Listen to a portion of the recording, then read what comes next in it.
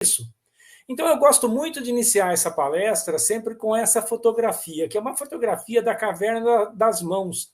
A Caverna das Mãos é uma caverna que tem lá na Patagônia, mais ou menos 9.000 anos atrás, um monte de pessoas, né, um monte de amigos da gente foi lá e deixou suas mãozinhas lá marcadas nessa caverna, né? Com técnicas lá, parece até um grafite, né, que eles fizeram, e cada um que passava foi deixando essa marquinha na pedra, né? É muito legal porque essa caverna nos mostra que o ser humano ele tem necessidade de deixar a sua marca no tempo, a sua marca no espaço, de divulgar o que ele fez, não é? Esse é um sinal de o quanto a divulgação é importante para nós, tá? Há mais de 9.000 anos a gente se preocupa em deixar mensagens, em nos comunicar de alguma maneira, tá? Eu gosto muito também de mostrar essa pesquisa que foi feita na Feira Internacional de Ciências e Engenharia da Intel, de 2017. Eu tirei de lá, dentre 1.800 estudantes, a maioria deles de colegiais, de mais de 75 países, eu tirei algumas frases que esses estudantes disseram para descrever o que era a ciência e qual que é a importância da ciência. Teve uma menina, né, dos Estados Unidos que ela disse assim: a pesquisa é importante porque é uma forma de retribuir a este belo mundo que nos dá vida. Achei muito bonita a frase dela. Teve uma outra menina do Egito que disse o seguinte: a pesquisa é importante porque o mundo enfrenta muitos problemas e é a ciência que tenta resolvê-los. A pesquisa faz os nossos cérebros pensarem com métodos científicos. Muito bacana, né? Teve um menino de Charqueadas no Brasil que estava nesse grupo, do Instituto Federal de Educação, e ele disse que acha que a pesquisa é importante porque é a única maneira de melhorar o mundo para nós. Ao pesquisar e aplicar o que descobrimos, vamos melhorar o mundo. E teve uma menina da Indonésia que disse que a ciência é importante porque a partir da ciência podemos saber tudo, podemos fazer tudo para descobrir o que queremos saber. Achei muito legais essas frases desses 4 garotos e garotas, né? Muito bacana o que eles disseram, e isso nos mostra o quanto que a ciência pode ser romântica, não é isso? É um romantismo científico que a gente vê nisso. Mas é um romantismo muito bacana, porque ele nos diz que a sociedade ela tem respeito por aquilo que nós fazemos. A sociedade nos vê como solução de problemas. E a sociedade nos vê como esperança. A sociedade, então, ela respeita, ela tem esperança e ela vê, sim, o cientista como uma solução dos seus problemas. Acho muito bacana isso, não é? Quando a gente olha para aquilo que a Unesco define como a importância da ciência para a sociedade, a Unesco, né, as Nações Unidas para Ciência, Educação e Cultura, ela nos diz que a ciência é o maior empreendimento coletivo da humanidade. Ela contribui para garantir uma vida mais longa, saudável, ela monitora a nossa saúde, fornece remédios para curar nossas doenças, alivia dores e sofrimentos, nos ajuda a fornecer água para as nossas necessidades básicas, incluindo para alimentação, energia, tornar a nossa vida mais divertida, incluindo esportes, música, entretenimento. Imagine essa pandemia toda, se não fosse a ciência, se não fosse a tecnologia dentro das nossas casas, eu não estaria na UNB hoje, não é?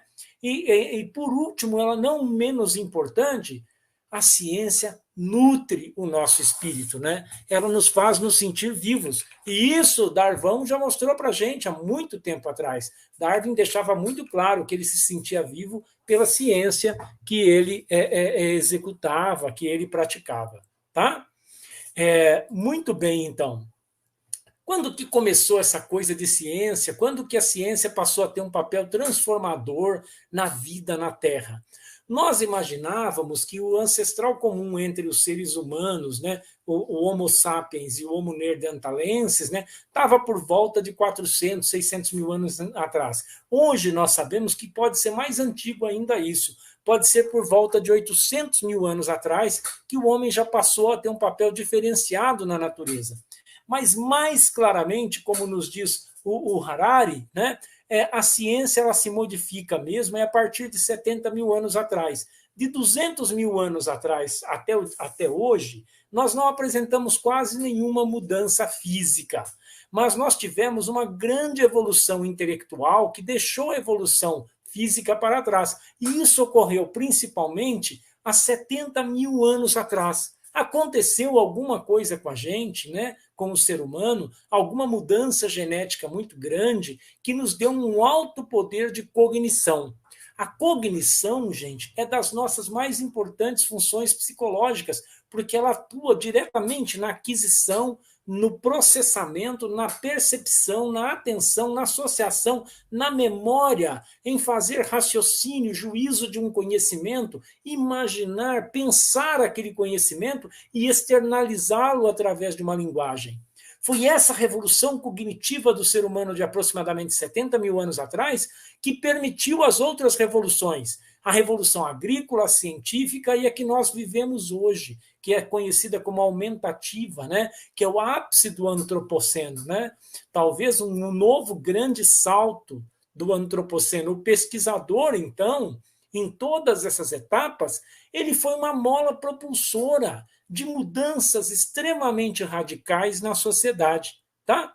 Então, o ser humano ele tem no pesquisador aquele cidadão que modifica a sociedade como um todo. Puxa, mas será que modifica tanto assim? Será que uma pessoa, será que um cientista, um grupo de cientistas pode fazer tanta diferença?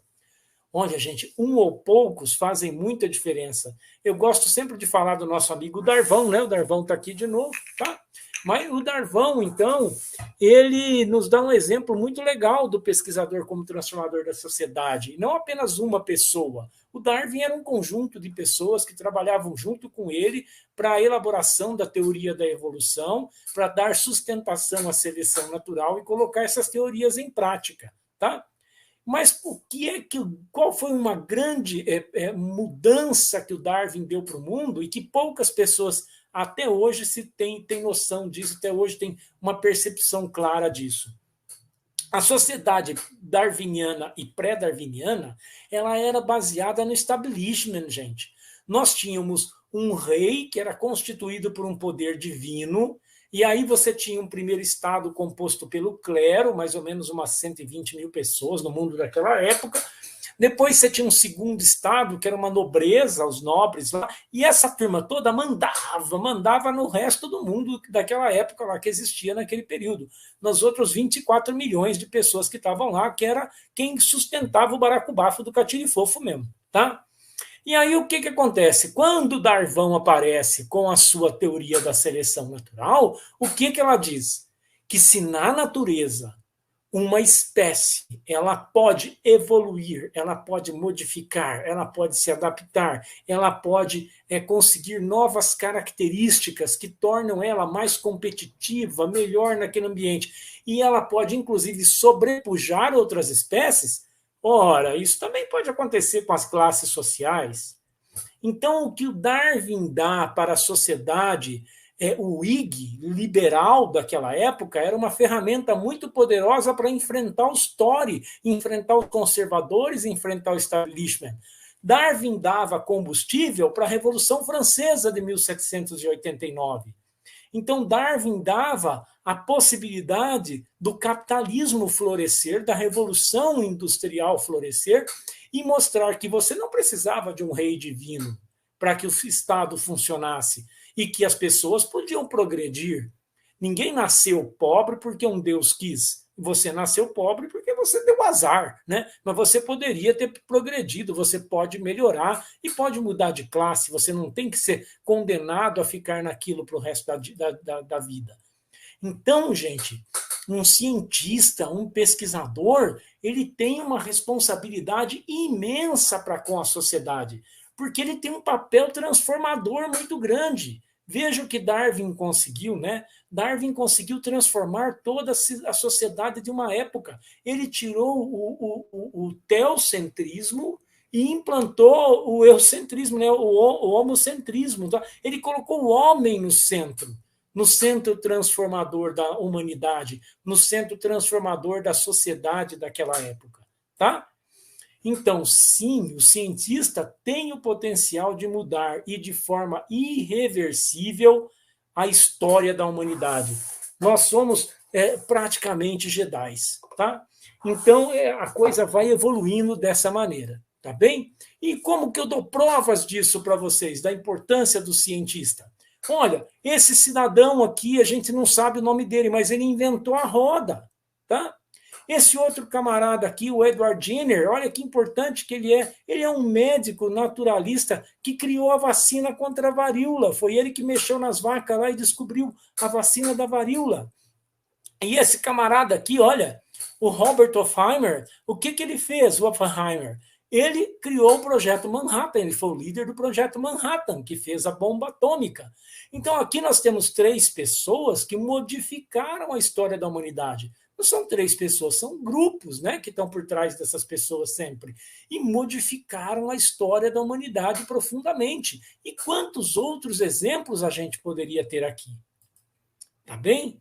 Então, gente, trabalhar com ciência, trabalhar com pesquisa, descobrir coisas novas para a sociedade é muito complicado, porque envolve aspectos morais e aspectos éticos, aspectos legais, sociais, econômicos, biológicos, científicos, assistenciais, profissionais educacionais, espirituais, que era o grande dilema do Darwin, viver entre destituído de fé e aterrorizado pela razão, aspectos psicológicos, culturais, políticos e, hoje em dia, no topo de tudo, aspectos ambientais. Esse é o único planeta que nós temos, é a única casa que cada um de nós vai ter até o fim da sua vida, até o fim da vida dos seus netos, bisnetos e tataranetos. Nós não temos outro planeta para ir, não dá tempo de inventar uma máquina, um foguete que nos leve para outro planeta. É esse aqui que nós temos que cuidar, tá? Muito bem. Então, nossa responsabilidade social como pesquisadores, ela é imensa. Porque nós, inclusive, a grande maioria de nós pesquisadores no mundo inteiro, somos financiados por um padeiro, por um lixeiro, por um agricultor, um policial, um bancário. Os impostos da sociedade é que mantém a grande massa da pesquisa sendo feita no mundo. Então, nós temos a obrigação de dar satisfação para a sociedade do que nós estamos fazendo dentro das universidades e do Instituto de Pesquisa. É o povo que está pagando, então nós devemos obrigação a esse povo. Nós temos que explicar aí numa linguagem que esse povo entenda. Essa é a grande importância da divulgação científica, é fazer com que o povo enxergue claramente que ele pode continuar nos respeitando, vendo em nós uma solução de problemas, vendo em nós esperança. Ciência é esperança. Vocês são esperança para esse mundo, tá? Então, o que a sociedade quer de nós? Respostas. E é nosso dever dar essas respostas. É nosso papel social. Nós precisamos dar solução e esperança para manter esse respeito que a sociedade tem por nós. Tá bem? Então, gente, não é apenas uma visão romântica que a gente tem nesse cenário, porque dele, cada um de vocês tem que pensar, dentro da minha linha de atuação, o que é o ideal? O ideal de eu fazer para eu conseguir uma coisa que ajude a humanidade, para eu conseguir uma coisa que ajude as pessoas, né? Dentro desse ideal, o que é possível eu fazer? E o que é o mínimo necessário que eu tenho que fazer para estar cada vez mais perto desse possível? Se a gente perseguir esse caminho, nós vamos estar sempre perseguindo o caminho do respeito, da solução e da esperança. Tá bem? E a ciência está, sim, fazendo a sua lição de casa. Está, sim. Vamos dar um exemplo, que é o exemplo do Covid agora. Olha aqui para vocês verem, tá? O quanto de tempo que se demorava para fazer uma vacina, desde 1900 até aqui 2010 para 2020, né? Vamos pegar de 1970 para cá, você demorava mais ou menos 48 meses, pelo menos 2 anos, só na fase de identificação clínica de uma doença. Depois você ainda tinha, olha aqui, olha o tempo que se gastou aqui, gastou-se décadas nessa fase aqui, por exemplo, ó, de ensaios de uma vacina para a vacina da dengue. E até hoje você ainda não tem uma vacina da dengue eficiente, uma vacina da ebola eficiente, você não tem vacina da zika eficiente. você não tem a maioria dessas vacinas aqui de uma forma eficiente funcionando, tá? E aí a gente pega uma emergência mundial como a Covid, e o que a gente faz? A gente pega esses prazos tradicionais de desenvolvimento de uma vacina, de descobrimento do problema, de 1 a 5 anos, de pré-clínico, 2 a 4 anos, primeira fase, 1 a 2 anos, segunda fase de testes, 2 anos, terceira fase de teste, 2 a 3 anos, a revisão dos dados, 1 ano, ou seja, você pega aqui mais de 10 a 15 anos para desenvolver uma vacina e transforma isso em menos de 1 ano, que foi o que foi feito com a Covid-19. E ainda tem gente que reclama do quê? Não é? Reclama do quê? Existe vírus, gente, vírus do frango, vírus do porco, vírus do morcego, e quem reclama vai acabar pegando o vírus do burro, né? Porque tem que tomar vacina sim, e vacina é muito importante, e nós, a ciência, né, os cientistas fizeram uma proeza, um milagre, desenvolver 4, 5 vacinas diferentes para uma doença num intervalo, uma doença nova, num intervalo de menos de 1 ano. Tudo bem, partimos de processos que já existiam, mas não interessa, tá? Foi muito rápido. É um absurdo a rapidez com que o ser humano conseguiu desenvolver essa vacina. E isso tem que ser negociado, isso tem que ser noticiado. E a propaganda, gente, todos nós sabemos, é a alma do negócio. E o nosso negócio é ciência. Então, nós temos que fazer o povo entender que precisa do cientista. E que os cientistas precisam entender que eles têm que contar isso para o povo. E numa linguagem que o povo entenda, para que seja respeitado, para que tenha uma bancada da ciência nos congressos pelo mundo afora. Na Inglaterra já se faz isso hoje. Na Inglaterra já se faz treinamento para político, para você ensinar ao político que ciência tem valor e que ciência pode dar voto. Tem grupos na Universidade de Bristol que trabalham isso, por exemplo. Então, olha como a propaganda é importante. Olha a propaganda desse Guaraná aqui, Guaraná Jesus, tão bom que até o capeta já tomou. Olha que propaganda bem feita, não é? Muito legal. Não supera essa daqui, olha só. Cansado de ser feio? Continue feio, mas tem estilo. Faça uma tatuagem. Olha, esse camarada realmente, ele é o rei da tatuagem, um cara lá de Jundiaí, né? Ele tá melhor do que vender uva de Jundiaí, né? Essa é a uva de Jundiaí, igual a ela eu nunca vi. Moça bonita não paga, as feias paga dobrado e homem paga triplicado. Era assim que se vendia a uva em Jundiaí. Então a propaganda é a alma do negócio, gente. Então tem o vírus do frango, tem o do porco, tem o do morcego, e se você descuidar, tem o vírus do burro. Vacina é a solução, tá? Então, gente, como é que perde-se um cliente no comércio? O cara pode ter morrido 1% das vezes, o cara pode ter mudado 3% das vezes, a concorrência roubou meu cliente 5% das vezes, 9% das vezes você não soube vender o produto direito, a má qualidade do produto que você está oferecendo, mas a grande maioria das vezes você perde o cliente por mau atendimento, quase 70% das vezes é por mau atendimento. Como que nós, cientistas, perdemos o nosso cliente, que é a sociedade? Por não atendê-lo, por não falar a linguagem do povo, por não explicar as coisas para o povo do jeito que o povo precisa. E nós temos que trazer a informação na linguagem do povo, no modo como o povo entende. E precisamos fazer todo o possível para divulgar a ciência. Então está aqui o site que nós criamos, a ciência que nós fazemos. Nós hoje estamos aí com 72 mil seguidores, fazendo videozinhos simples, noticiazinhas simples. Eu faço tudo sozinho, nos poucos minutos que sobram durante o dia, mas todo dia eu dou jeito de pôr uma coisinha lá, para ir passando a importância da ciência, sites de ciência. Quanto mais tiver, os outros sites não são competidores, nós temos que trabalhar por um bem comum, que é divulgar a ciência bem feita, com verdade de todas as formas, né? Então não pode ser feito assim, né, gente? Na verdade, eu não sou bonito igual o super-homem, né? Então o que precisamos fazer sempre com verdade. Não pode ser com fake news, você não pode errar, você não pode falar mentira. Não tente enganar o povo, nunca. Sempre com verdade, tá, gente? Então a ciência é que tem que ser o pop, a ciência é que tem que ser o tudo, tá? A ciência é que tem que mostrar para a sociedade a que veio e por que ela está aqui e o bem que ela faz para essa sociedade. Então, apesar de 9 mil anos de diferenças, gente, veja bem, nós ainda continuamos pintando as mãozinhas. Nós continuamos buscando maneiras de nos expressar e de transmitir nossas emoções, o nosso conhecimento. E a sociedade, acredite você, menino, menina, a sociedade entende e aprova o papel transformador da ciência.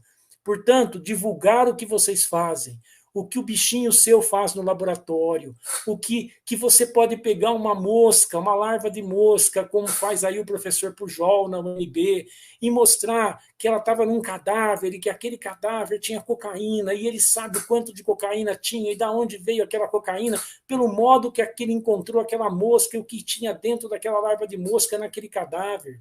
Ou um outro colega que descobre, como nós descobrimos aqui, que uma formiguinha pode ser polinizador de flores do cerrado depois de fogo, depois de incêndio. Ou um outro colega que consegue provar que aves podem distribuir sementes pela floresta e regenerar florestas. O outro colega que estuda, como a professora Mercedes estuda aí, né, grandes ecossistemas, grandes paisagens, como é que nós devemos protegê-los, como é que nós devemos preservá-los, né? Ou como o professor Miguel, que estuda os passarinhos, né? Professora Regina, aposentada aí de vocês, que estuda os passarinhos, como é que esses passarinhos faziam corte, cópula, beleza. Beleza também é importante para nós. Beleza cultura, transforma a sociedade, tá? Então, o pesquisador é importante, porque ele gera ciência que nos ajuda a retribuir tudo que esse belo mundo nos dá, como disse aquela menina dos Estados Unidos. Vida, não é? E nós temos que noticiar isso, gente. Nós temos que noticiar que ciência é vida, ciência é sobrevivência. Então, divulgue o seu trabalho, divulgue aquilo que você faz, porque ciência é o maior empreendimento coletivo da humanidade. Ela nutre o nosso espírito. Tá bem? Muito obrigado. Gostei muito de falar para vocês nesses poucos minutos. Não gosto de me alongar, porque ninguém aguenta mais escutar palestra muito longa. Tá? Estou aqui agora para responder dúvida de vocês. Fiquem à vontade para falar comigo e sigam a gente aí na ciência que nós fazemos.